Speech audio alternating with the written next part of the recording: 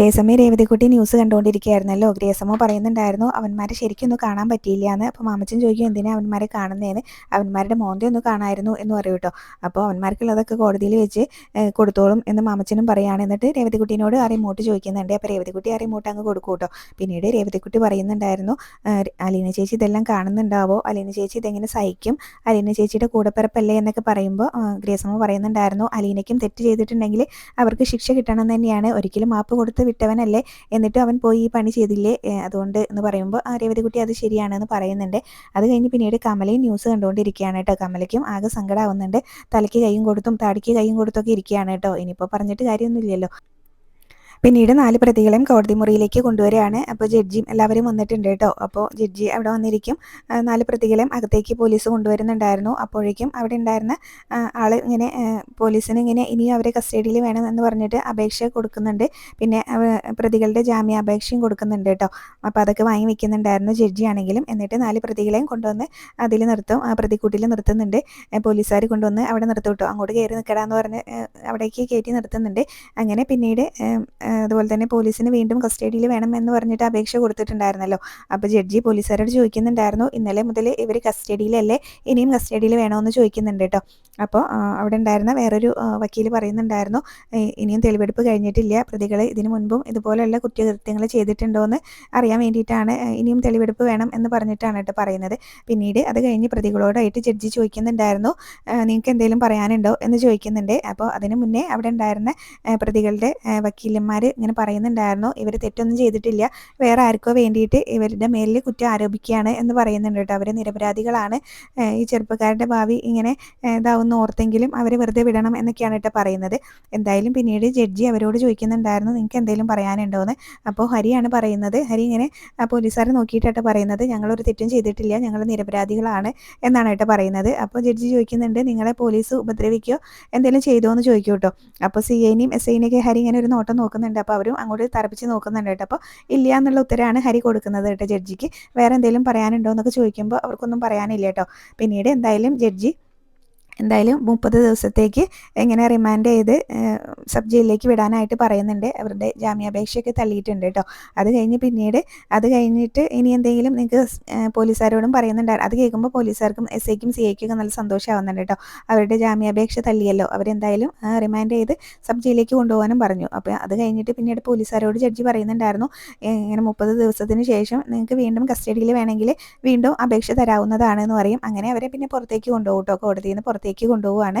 അങ്ങനെ പുറത്തേക്ക് കൊണ്ടുപോകുന്ന സമയത്ത് ശിവനും രാജീവനും ഒക്കെ അവിടെ നിൽക്കുന്നുണ്ട്. അപ്പോൾ അവിടെ നിന്ന് ആരോ പറയുന്നുണ്ട് കേട്ടോ കോടതി വിധി വന്നു, ജാമ്യം കിട്ടിയില്ല എന്നുള്ള കാര്യങ്ങളൊക്കെ പറയുന്നുണ്ട്. അപ്പോഴേക്കും വക്കീൽ അവിടേക്ക് വന്നിട്ട് അവരോട് പറയുന്നുണ്ട് കേട്ടോ നമ്മൾ പറഞ്ഞ പോലെ തന്നെ ജാമ്യമൊന്നും കിട്ടിയില്ല, ഇനിയിപ്പോൾ 30 ദിവസം സബ് ജയിലിൽ കിടക്കേണ്ടി വരും, അത് കഴിഞ്ഞിട്ട് പിന്നെ നമുക്ക് നോക്കാമെന്നൊക്കെ ഇങ്ങനെ പറയുന്നുണ്ട് കേട്ടോ.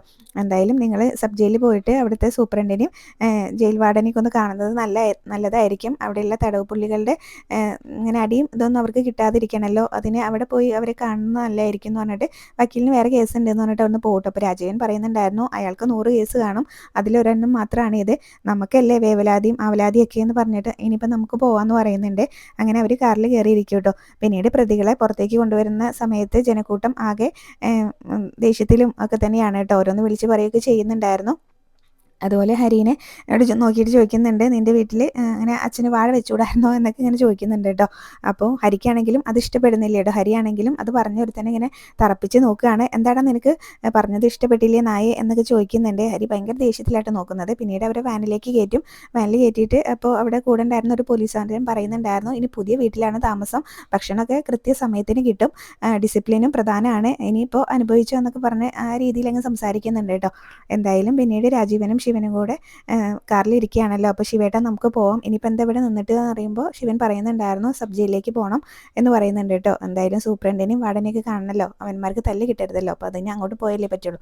അപ്പോൾ അങ്ങോട്ട് പോകണം എന്ന് പറഞ്ഞിട്ട് അവരവിടുന്ന് പോവേ. പിന്നീട് ഗോവർദ്ധനും സുലോചനയും കൂടെ കടപ്പാട്ടൂരിലേക്ക് വരുന്നുണ്ട് കേട്ടോ. അപ്പോൾ ഗേറ്റൊക്കെ അടച്ചിട്ടതാണല്ലോ. അപ്പോൾ ഗോവർദ്ധൻ ഗേറ്റിന് പുറത്ത് വണ്ടി നിർത്തും. സുലോചന ഇറങ്ങിയിട്ട് ഗേറ്റൊക്കെ തുറന്ന് അകത്തേക്ക് വരുന്നുണ്ട്. അപ്പോൾ വന്ന് ഇങ്ങനെ കോളിംഗ് ബെല്ല് അടിക്കും. അപ്പോൾ അലീന ജനലിലൂടെ നോക്കിയിട്ടാണ് കേട്ടോ ഡോർ തുറക്കുന്നത്. അതിൻ്റെ ഇടയ്ക്ക് ഗോവർദ്ധൻ അവിടെ ജനലൊക്കെ പൊട്ടിയത് കാണുന്നുണ്ട് കേട്ടോ. ഇതെങ്ങനെയാണ് പൊട്ടി എന്നുള്ളതിലൊക്കെ ആ സംശയത്തിൽ നിൽക്കുന്നുണ്ട്. പിന്നീട് അവർ അകത്തേക്ക് കയറും. അകത്തേക്ക് കയറുന്ന സമയത്ത് ഗോവർദ്ധനോട് അലീന ചോദിക്കുന്നുണ്ട്, അങ്കിൾ കോടതിയിൽ പോയിട്ടുണ്ടായിരുന്നോ എന്ന് ചോദിക്കും കേട്ടോ. അപ്പോൾ പോയി എന്ന് പറയും. അപ്പോൾ ജാമ്യമൊന്നും കിട്ടിയില്ല എന്ന് പറയും. ഇനിയിപ്പോൾ എന്തായാലും 30 ദിവസം അവർ സബ് ജയിലിൽ കിടക്കേണ്ടി വരും എന്ന് പറയുമ്പോൾ അച്ഛനെ കണ്ടായിരുന്നോ എന്ന് ചോദിക്കുന്നുണ്ട് കേട്ടോ. അച്ഛനെ കണ്ടില്ല, ബാലേട്ടനെ കാണാൻ പോകണം എന്ന് പറയുന്നുണ്ട് അലീനയോട് ഗോവർദ്ധനാണെങ്കിലും.